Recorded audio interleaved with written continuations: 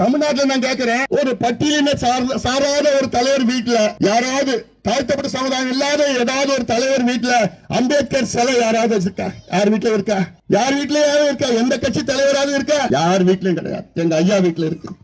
எங்க ஐயா வீட்டுல இருக்கியா? இது ஏதோ சும்மா விளம்பரத்துக்கு எங்க ஐயா செய்யல. எங்க ஐயா வீட்டுல அம்பேத்கர் சிலை எப்ப திரும்ப வச்சது? 15 ஆண்டுகளுக்கு முன்பு வச்சது. அந்த அம்பேத்கர் சிலை யார் திரும்ப திறந்து வச்சா? திருமாவளவன் அவர். எல்லாம் தெரியாது நிறைய பேர். பாட்டாளி மக்கள் கட்சி உருவாகுகின்ற காலத்துல பாட்டாளி மக்கள் கட்சியினுடைய அரசியல் சாசனம் கான்ஸ்டிடியூஷன் என்ன சொல்லு தெரியுமா? பாட்டாளி மக்கள் கட்சியினுடைய பொதுச் செயலாளர் ஒரு தாழ்த்தப்பட்ட சமுதாயத்தை சார்ந்தவராக இருக்க வேண்டும். கட்சி தொடங்கி 35 வருஷமாவது.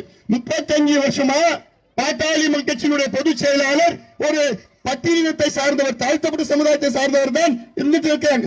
இது வேற எந்த கட்சியாவது இருக்குமா? எந்த கட்சியினுடைய அரசியல் சாசனம் இருக்குமா? இல்லையே. இது எதை விளம்பரத்துக்கு பண்றோமா? இல்ல. இது யாராவது பேசுவாங்களா?